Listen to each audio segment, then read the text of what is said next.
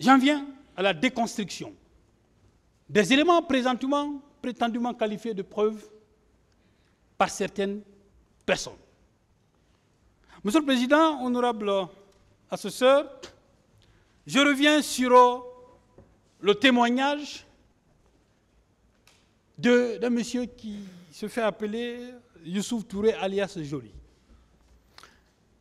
Monsieur le Président, je me suis efforcé, je me suis donné la peine. J'ai fait violence sur moi-même pour ne pas l'interroger. Peut-être qu'il me dira, il aurait pu dire que, c'est ce que j'ai dit au bâtonnier, il aurait pu dire, mais M. Samori était là-bas, lui aussi, 700 millions, moi je vais donner ça à un témoin. Mais ouais, nous on est maudits quoi. Quand même. Mais je vais vous dire deux choses sur lui. Deux choses. Le boulot de ce monsieur, c'est la diffamation, la dénonciation calomnieuse et les injures publiques. Voici son boulot. Moi, je parle de faits précis. Et on ne pourra pas me démontrer le contraire. Monsieur le Président, cet individu est venu à cette audience pour exprimer la haine qu'il a gardée pendant longtemps contre le capitaine Dadis. Ce au mépris de son serment, en violation systématique des dispositions des articles de l'alinéa 4 de l'article 224 du Code de procédure pénale. Que dit ce texte, Monsieur le Président? L'article dit, avant de commencer leur déposition, les témoins prêtent le serment de parler sans haine et sans crainte de dire toute la vérité. C'est ce que dit l'alinéa de l'article 424, sans haine. Je vais vous montrer pourquoi il est haineux. J'ai décidé de ne pas l'interroger à la suite d'une seule question qui lui a été posée par mon confrère, M. Pépé Antoine. Une seule question. Et c'est la seule question que je voulais lui poser. Pourquoi a-t-il décidé de venir témoigner? Pourquoi? Je suis convaincu que c'est l'un des individus qui ont été rapportés au ministère public. Non, il y a quelqu'un ici, lui il peut. Mais c'est comme ça qu'on a cherché les preuves dans ce dossier. C'est comme ça, les autres vous diront, quand on dit que des armes ont été fournies, instruction des armes, qu'on a fourni des armes, quelle catégorie? Quel calibre? Quelles sont les caractéristiques de l'arme? Est-ce que vous, Monsieur le Président, on vous a montré ces armes-là? Mais vous allez comment retenir dans le dossier que des armes ont été fournies? Comment vous allez le faire? Ce procès-là, il est public. On le sait, tous les professionnels de droit le savent ici. Un témoin ne doit pas suivre les débats. Un témoin ne doit pas suivre les débats avant sa déposition. Mais le procès là, mais il est publié partout. Les gens colportent des choses là-bas et on prend des individus faits spécialement pour ça, pour venir détruire l'image et l'honorabilité des gens. Pourquoi j'ai dit qu'il est haineux? Quand on lui a posé la question, il dit, moi, toute personne qui trahit Ousmane Konté, je vais régler son compte. Je vais dire tout ce que je sais de toi.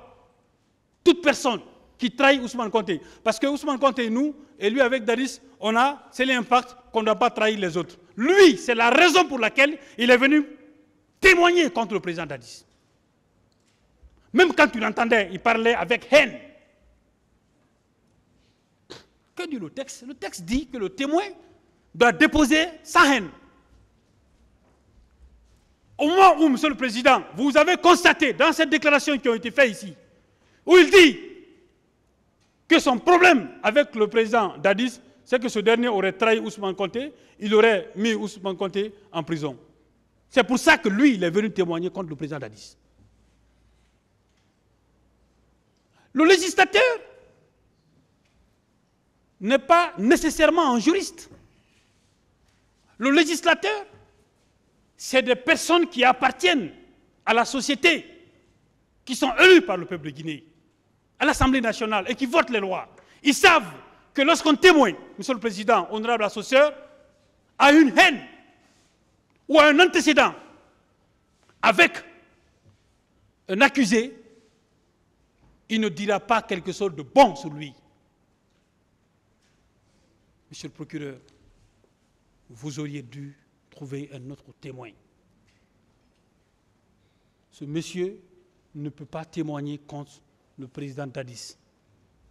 Il a exprimé sa haine et on a vu cette haine-là. Mais toutes les personnes, quand on est chef d'État, beaucoup de choses peuvent être faites. Un pays où on règle les comptes des gens.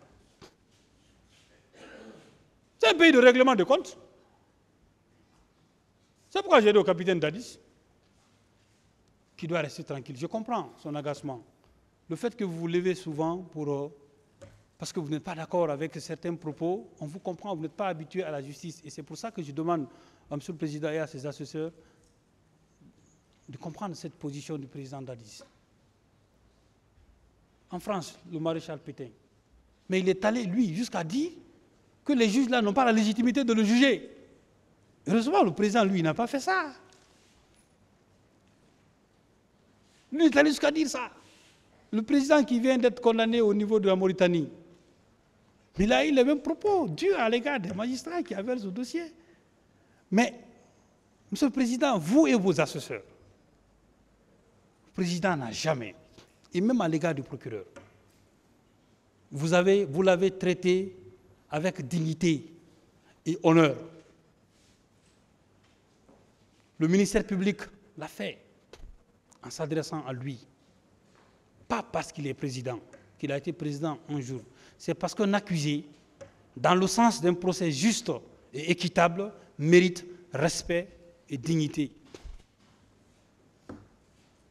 En interprétant l'article 6 de la Convention européenne des droits de l'homme, il a été dit que le droit à un procès équitable inclut le fait qu'un accusé doit être traité avec dignité.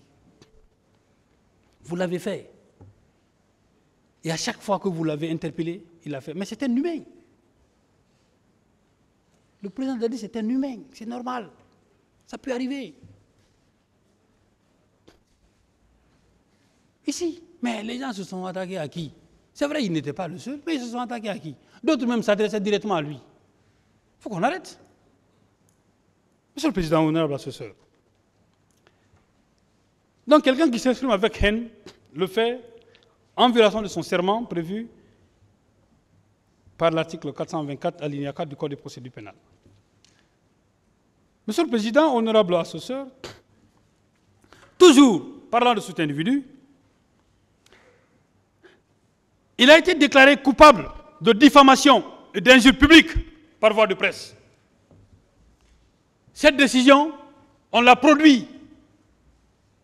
Et une décision contre laquelle il n'a pas fait appel. Une décision qui est devenue définitive. Monsieur le Président, le fait que cette décision soit devenue définitive, quand on vous condamne pour diffamation et que la décision devient définitive, ça veut dire que vous êtes un menteur. C'est ce que ça veut dire, hein, que vous n'avez pas dit vrai.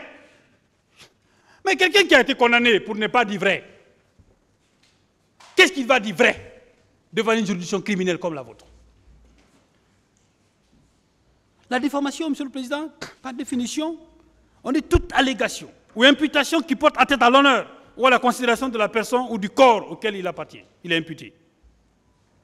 Diffamer veut dire que ce que vous avez dit là, ce n'est pas vrai. Vous n'avez pas rapporté la preuve de ce que vous avez donné. Des accusations qu'il a portées sur des confrères. Vous entendrez. Parce que nous sommes un barreau sérieux, Monsieur le Président. Le bâtonnier s'est saisi du contentieux. L'instruction est en cours. On va lui coller un bon procès. Je serai content d'être ce jour-là à la partie civile pour rétablir et restaurer l'honneur de nos confrères, Monsieur le Président, honorable assesseur. Donc, cette décision ayant acquis l'autorité de la chose jugée irrévocable, et qu'il comparaît devant vous, il ne comparaît pas devant vous un homme sincère.